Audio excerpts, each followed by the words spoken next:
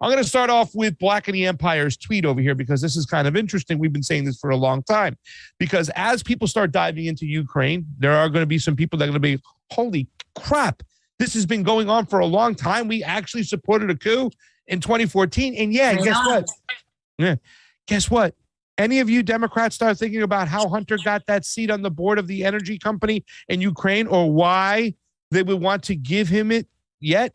Why would they want to give him that spot? You know, he was never involved in oil or anything like that, but he got a lucrative, fluffy job. We all know Joe Biden. He went on Council of Foreign Relations. He bragged about it. I got rid of the guy. He was gone. Otherwise, Ukraine's not getting the aid.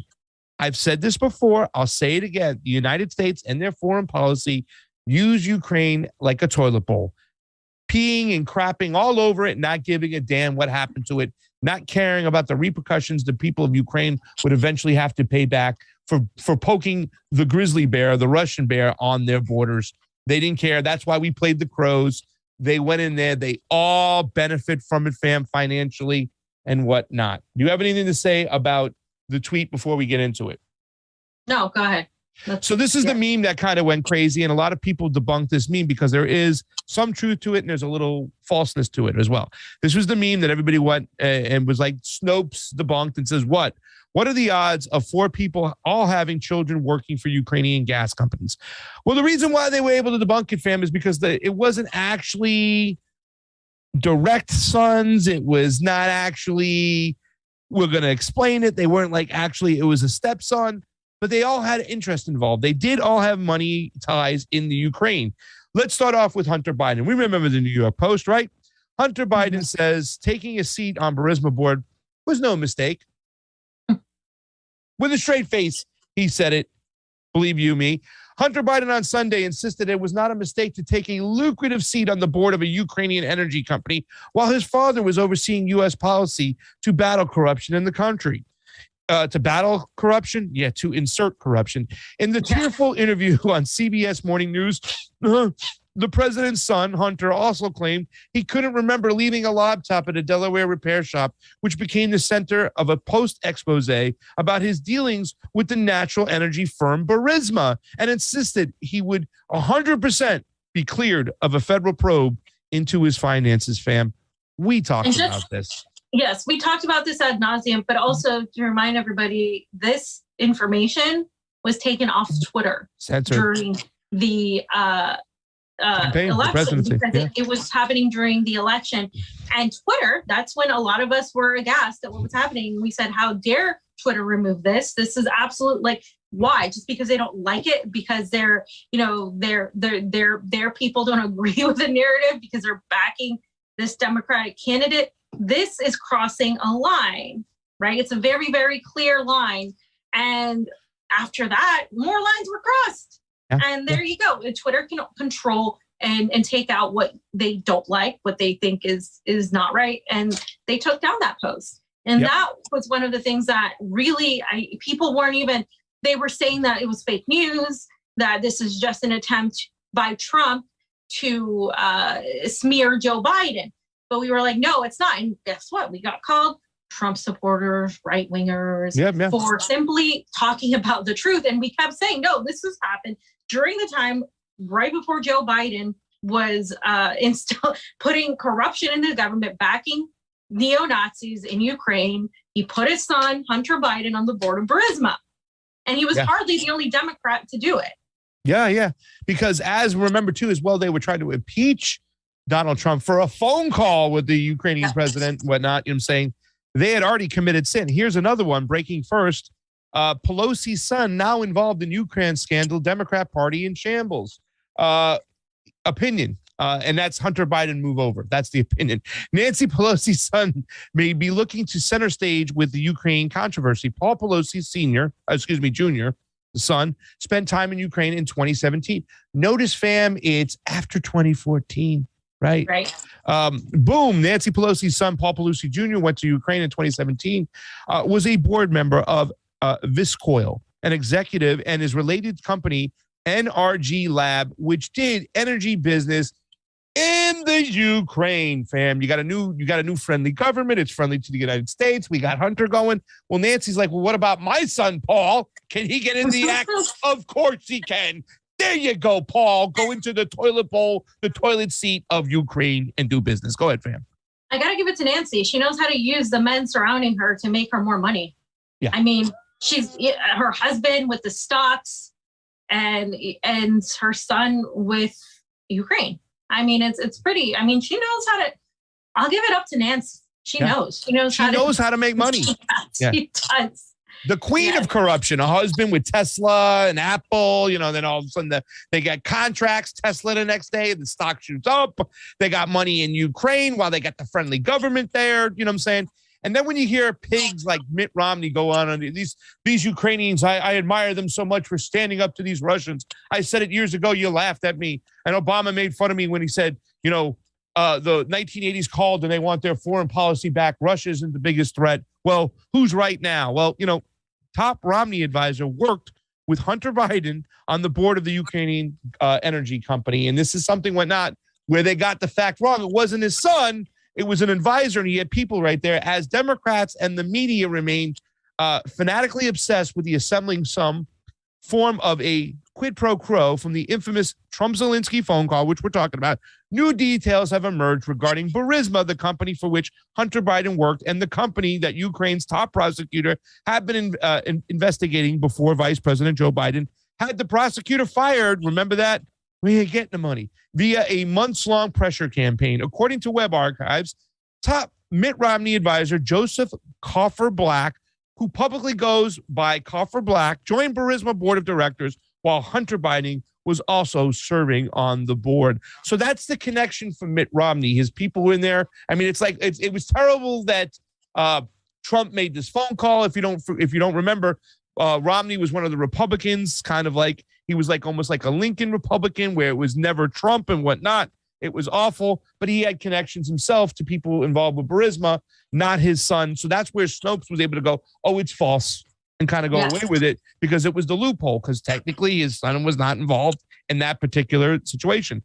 However, if you look at this Environ News, Josh Romney exposed Mitt Romney's son tied to stinking controversial of oil waste pit. So he is involved with some deals. They were going after him for another situation, whatnot, like father, like son. So it wasn't a direct involvement, but, it is an involvement.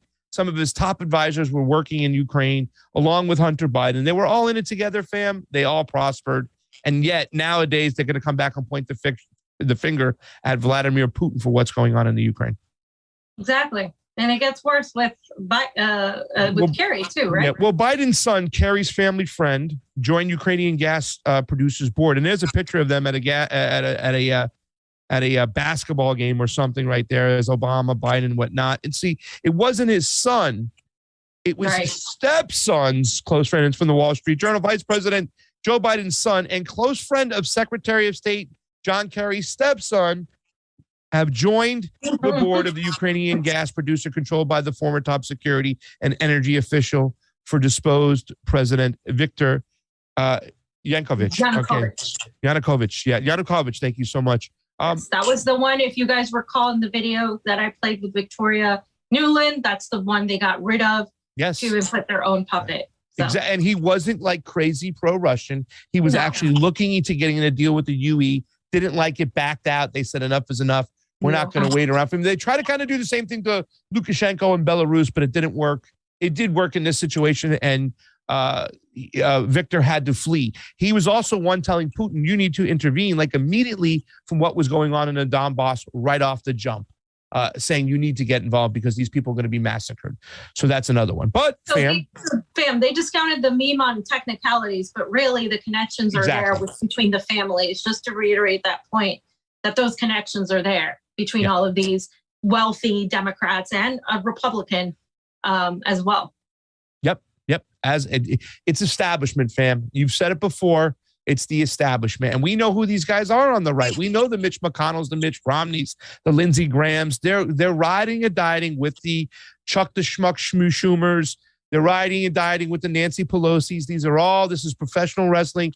These are the buddies. These are the friends. You know, they've been silent when it comes to a lot of COVID stuff. They've just been in the bushes, like not saying anything. They were silent when it came to election stuff because they also benefited them because they had their elections bought in their sections as well, right? There's a lot of accusations about that. So, you know, it's here they are. But I don't want to forget about my favorite fam, and I know your favorite, Mr. Adam Schiff. This is a taste of the Ukraine reception. This is by Igor Pasternak. And people are like, who's Igor Pasternak? We'll get into that. At the home of Easter Pasternak, who has a home in D.C. as well, we're going to have the Taste of Ukraine reception, which was a fundraiser for Adam Schiff's campaign, right? For Adam Schiff for Congress. And this was at 38 Ivy Street, Southeast. And it was $2,500 a plate, fam. I think if you want to get into cocktail hour for $1,000, you can do that. But if you want to eat dinner with Adam Schiff, your representative, it's going to cost you $2,500. Let me just get my checkbook out. Please, fam. It's Adam. And this is the Independent Sentinel. It says, Adam Schiff's Ukrainian oligarch friend. Fam, it's good to have an oligarch friend there. Adam Schiff has ties to the Soviet-born businessman Igor Pasternak, who has raised money for his campaign, whose company has received lucrative defense contracts from the Ukraine government. This was after 2014, fam. He got those things. That man is Igor Pasternak, the founder and CEO of Worldwide Aeros Corp, which makes blimps for military and commercial customers. He is also involved in weapons manufacturing, working with the Ukrainian Ministry of Defense to produce modified version of the M4 and M16 rifles, according to reports. In 2013, Pasternak hosted a fundraiser in Washington for Schiff, who later came to embrace a strong stance in the United States, sending military aid to Ukraine during its conflict with Russia. Before that, Adam Schiff, he never did. After that, he demanded we send arms to the Ukraine. Ukraine has been named the most corrupt country in Eastern Europe after Russia, but that doesn't stop the Democrats from making Ukrainian oligarchs out of their children. Fam, it's just a coincidence, fam. Yeah. It's just a coincidence that in 2013, there was this meeting, and then thereafter, Adam Schiff was like, here's some money for my Ukrainian friends. Yeah. It's coincidence that this oligarch donated money to his campaign for re-election.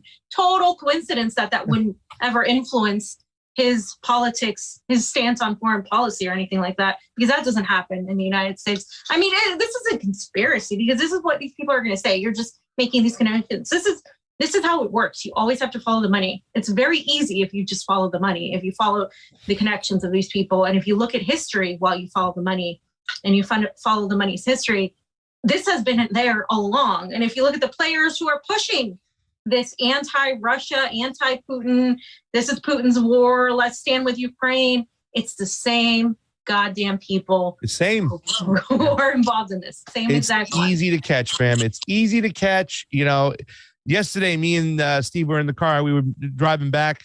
And all of a sudden we were listening to Tim Dillon. And, you know, it's a shame that a lot of people have been duped on this. They don't understand what's going on. We've been talking about this, both our networks, both our channels, for quite some time. I'm looking forward to the show with Corey Morningstar and is it Eva Bartlett or Vanessa Beeley? I think it's Vanessa Beeley. It's Vanessa Beeley and Corey. It's Vanessa Beeley, you know what I'm saying? Yes. Well, I know Eva, we got to get in contact with her too. She's amazing as well. But, you know, I'm looking forward to that show and to see what's going on and listen to it. But, you know, they were talking about this for a long time. We were talking about this for a long time. We had our eye on this for quite some time. So when it came around, it was very easy to call out the bullshit. It's just a shame that nobody else is with us here. And these things, we talked about all these things, fam, years ago. All of these that we just talked about, the connections of the dirty hands of the. In fact, that's why I was so against the when they were trying to impeach him the first time.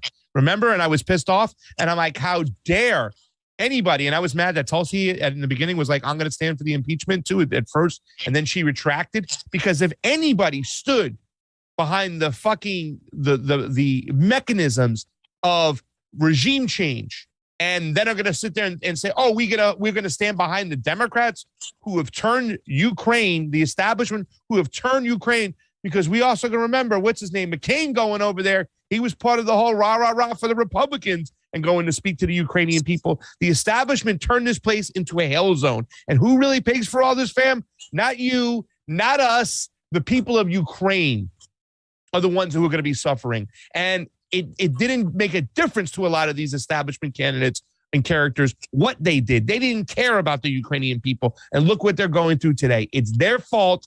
This is disgusting. And they need to be called out. All these receipts have been there for quite some time, ladies and gentlemen. All these receipts, we've talked about them. Yeah. Yeah. I mean, this is, again, we're repeating information here, but I think some people need to hear it again. They need to hear it again to make these connections that we've been screaming about for a while. But it's a good refresher, fam. It's been a while since we discussed this. Again, there are ties to this company, Burisma, a lot of these Democrats, some of these Republicans, and specifically, they made a ton of money on this, funding neo-Nazis in Ukraine, and they're still doing it. We're still sending arms, and those arms are primarily going to neo-Nazis, yet again, and they're trying to manufacture consent for war, proxy war with Russia via Ukraine, because that's what this is about. This is not about Ukraine's independence or about Ukraine's freedom. This is about the United States and NATO getting what they want, and they're ready to kill people and start a nuclear war if they have to. Go over this. This is what it's about.